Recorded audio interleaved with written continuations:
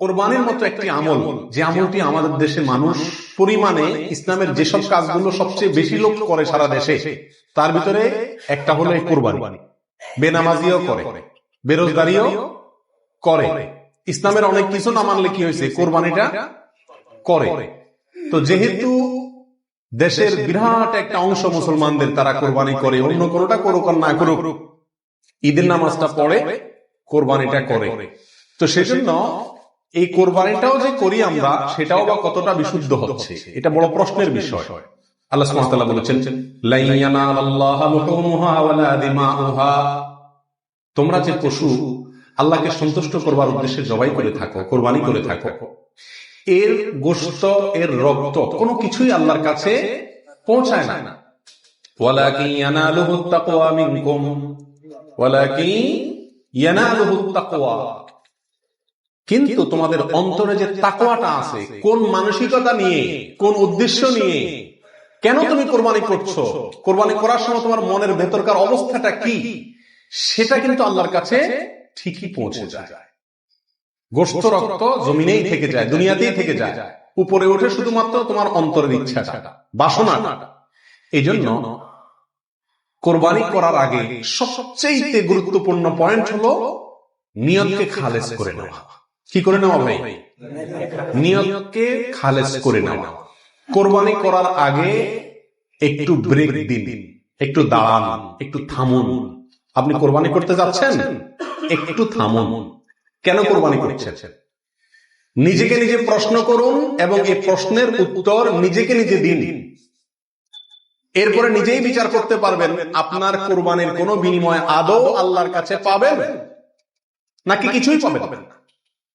সমাজ সাথী বন্ধুগণ, যত মানুষ আমাদের সমাজে কোরবানি করে, এই বিশাল জনগোষ্ঠীর সবচেয়ে বড় অংশ বলা যেতে পারে, এই কোরবানিটা আমাদের জন্য আজ ফ্যাশনে পরিণত হয়েছে। এটার ইবাদত থাকে নাই, কারণ ইবাদত হয় সেই কাজ যে কাজ বান্দা আল্লাহকে খুশি করার জন্য করে।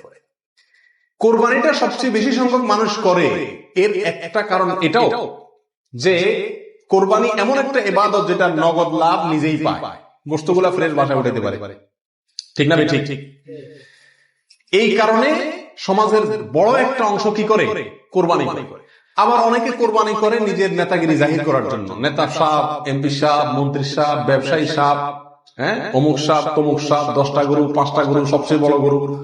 এই যে একটা প্রতিযোগিতা, এই প্রতিযোগিতাটা মনে হচ্ছে ভালো কাজের প্রতিযোগিতা, আসলে এটা হলো এক ধরনের বড়াই, মাতবরের প্রতিযোগিতা, নিজের প্রভাব প্রতিপত্তি, নাম সুনাম এগুলোকে প্রতিষ্ঠিত করার প্রতিযোগিতা, যেটা কি প্রশংসনীয় নাকি নিন্দনীয়? এই জন্য ভাইরা আমার, কোরবানি করার আগে প্রথম একটু থেমে নিজেকে প্রশ্ন করতে হবে, আমি কেন কোরবানি করছি? আমি কি মানুষকে দেখাবার জন্য করছি না আল্লাহকে সন্তুষ্ট করার জন্য করছি? এই বিষয়টি নিজেকে নিজে প্রশ্ন করে এর ইতিবাচক এবং সঠিক উত্তর বের করে আনতে হবে, তারপরে কোরবানির দিকে পদক্ষেপ নিতে হবে। আল্লাহ তাআলা আমাদের সবাইকে বিশুদ্ধ রূপে সঠিকভাবে কোরবানি করার তৌফিক দান করুন। কখন কিভাবে কোরবানি শুরু হয়েছিল? এই কোরবানি শুরু হয়েছিল সর্বপ্রথম ইব্রাহিম আলাইহিস সালাতু ওয়াস সালামের মাধ্যমে। আল্লাহ সুবহানাহু ওয়া তাআলা ইব্রাহিম আলাইহিস সালাতু ওয়াস সালামকে স্বপ্নের মাধ্যমে নির্দেশ করেছিলেন নিজের সন্তানকে জবাই করার জন্য। আর সন্তান জবাই করা, এই কঠিন নির্দেশটি আল্লাহ সুবহানাহু ওয়া তাআলা করেছেন ইব্রাহিম আলাইহিস সালাতু ওয়াস সালামকে।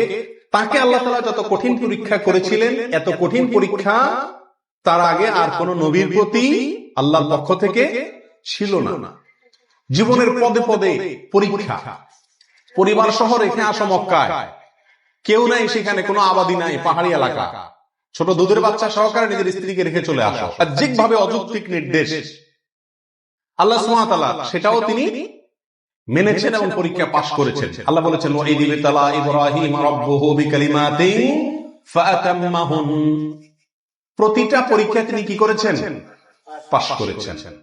তো কোরবানির প্রেক্ষাপট হলো সংক্ষেপে এই, অল্প কথায়, আল্লাহ সুবহানাহু ওয়া তাআলা ইব্রাহিম আলাইহিস সালামকে তার নিজের সন্তানকে আল্লাহ সন্তুষ্টির উদ্দেশ্যে জবাই করার জন্য, কোরবানি করার জন্য নির্দেশ করেছেন।